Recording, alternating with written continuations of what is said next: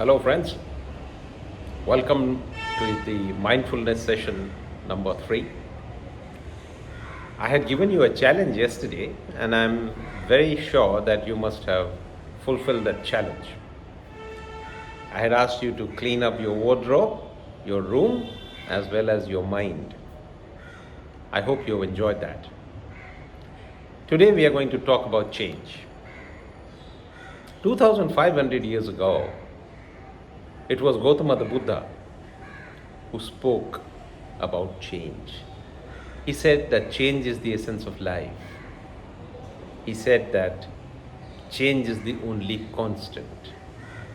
And he also propounded his cause and effect theory, saying that everything that you do will lead to an effect, and whatever is happening has a cause. Beautifully propounded.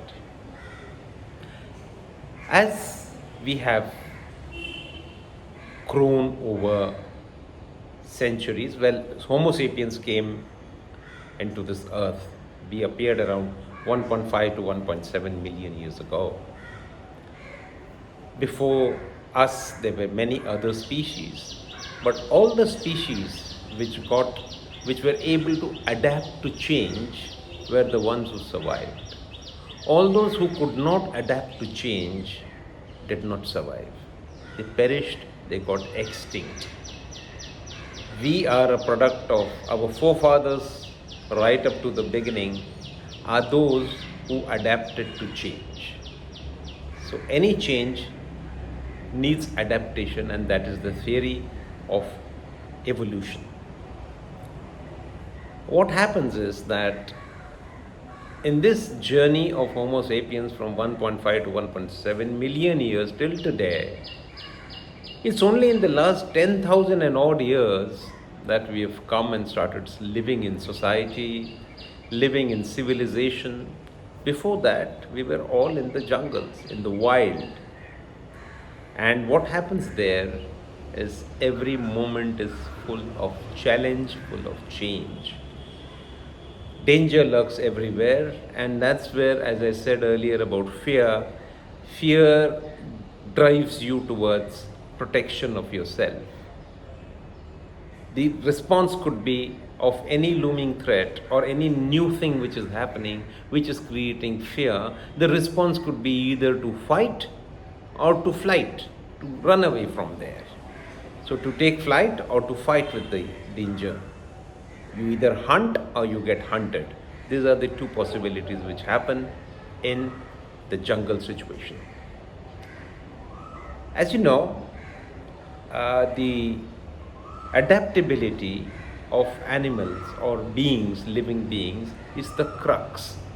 Today, we are all challenged by a change which has happened. What has happened? We have this little organism which is threatening our entire life. It's threatening humanity. It started infecting. It started going from body to body. It started becoming contagious and infecting more and more people. So this is a challenge we have got, and we are going to adapt. How are we adapting today? We are getting into isolation.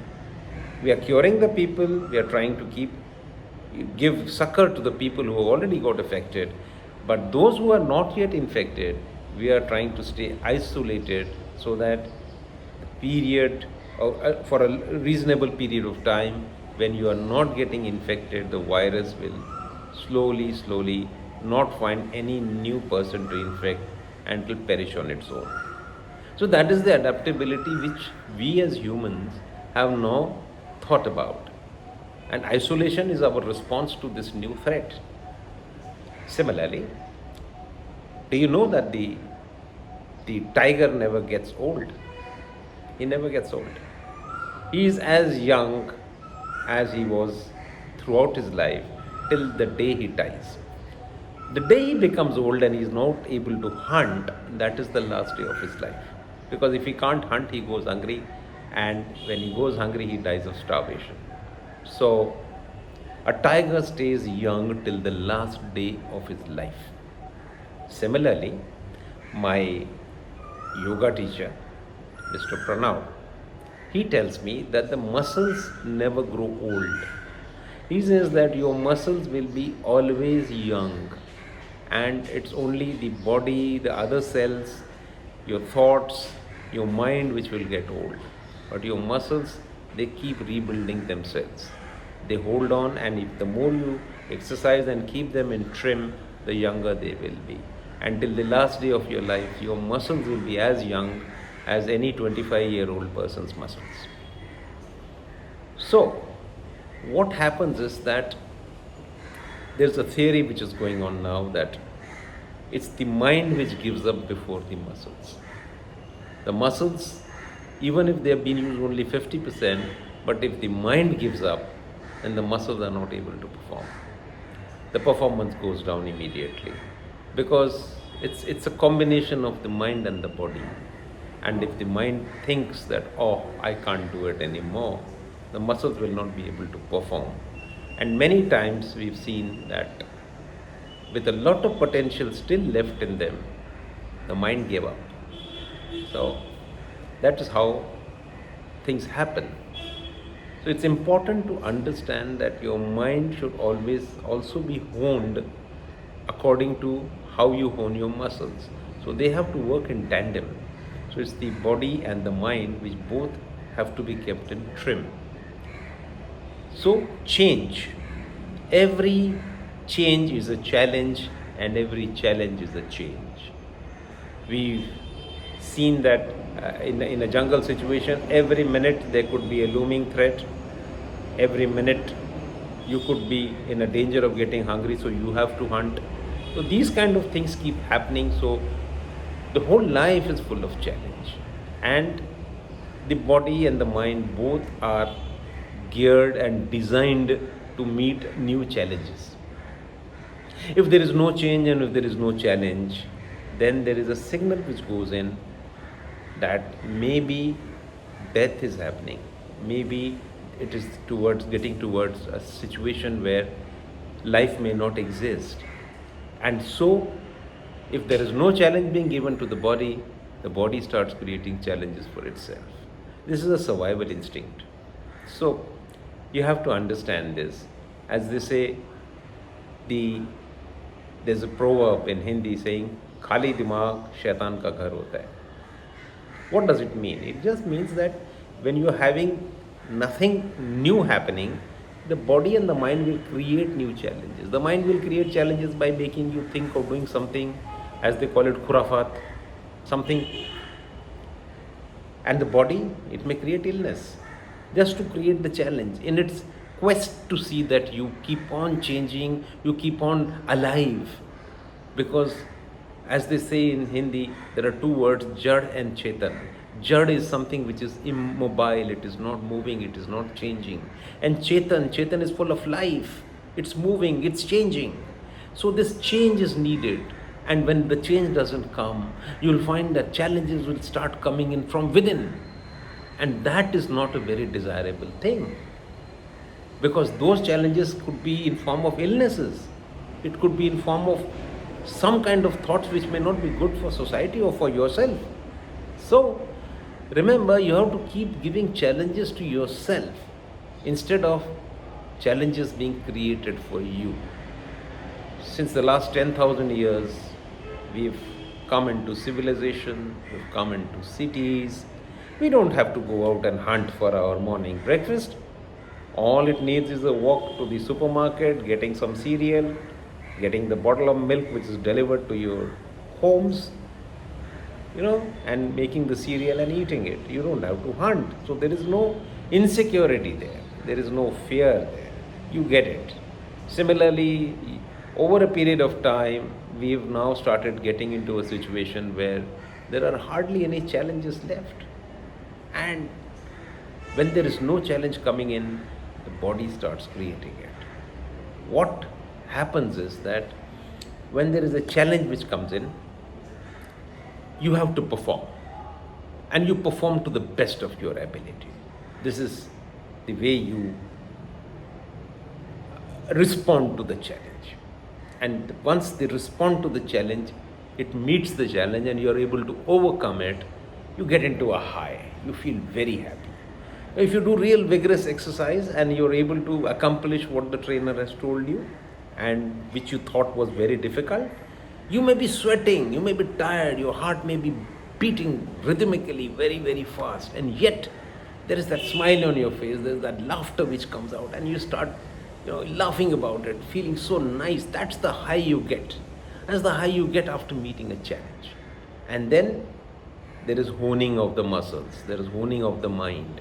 So this cycle of challenge, performance, high and honing, remember these are the 4 words which you should remember. And if you break this cycle, your body will start reacting, because it will start getting signals that a staid life has come in, and maybe there is less change happening. And change is the essence of life. So to preserve your life and going by the basic decree of survival, the instinct of survival, there will be challenges coming from within. So what can you do? At this time, your adaptation is isolation. But then in this isolation, you will find that it's broken your routine.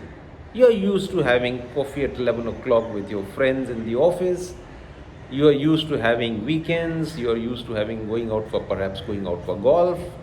You have a lot of things which are, it's become a pattern. And now this little thing which has come and challenged you is making you change the pattern itself. Now you find that at 11 o'clock you are at home.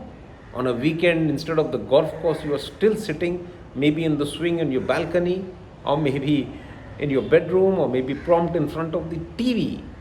And what is happening is you have to adapt to this now.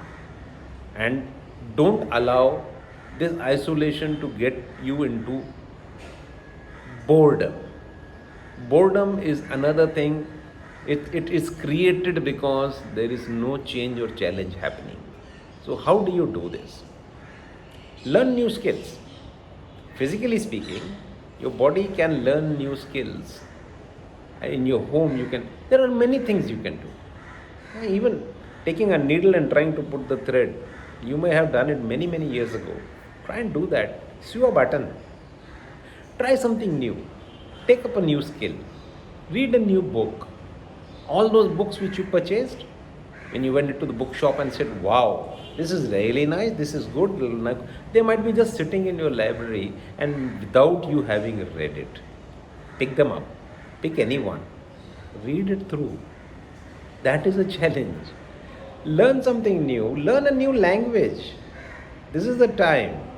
You have a lot of opportunity and time to learn a new language. You know what happens?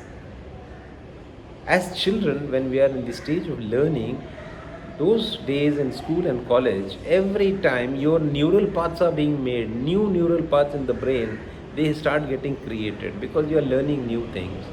But then later on, you get into a staid life with typical routine, and then these neural paths are not being made anymore.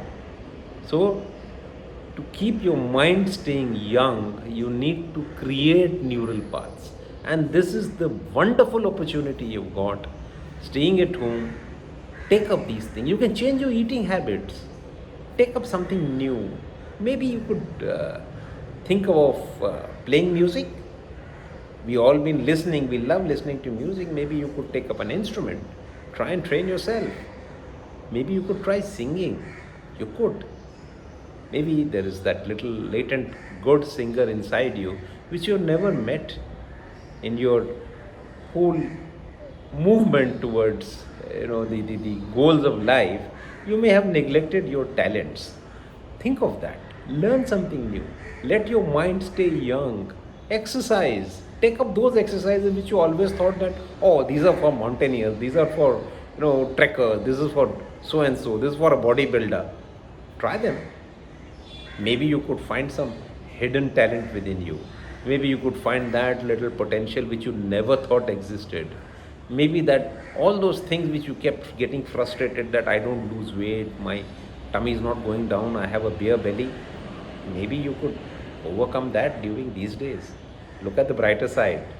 And remember, change is the essence of life. accept change. You have to accept change. I always say in my Mahapeksha courses, which I hold in Pune, I always say this, that it was Buddha who said, acceptance of change will reduce your sorrow. But I always say that willingness to change will increase your happiness. So be willing to change, and that is the source from which you will get all happiness. Think about this. And for today, I must give you a challenge. So today's challenge is cook a dish. Cook a dish. If you don't know cooking, make Maggie, boil an egg, whatever you can. The simplest thing, make tea, but make something and offer it to your family members. I'm sure they will appreciate it, they like it, and look at the feeling of happiness which they get when you present them with this dish. I hope you liked the session today, and if you liked it, you can share it with your friends, you can comment, you can tell me what else you would like to know about, and see you tomorrow 11 o'clock with another session for mindfulness. Thank you very much.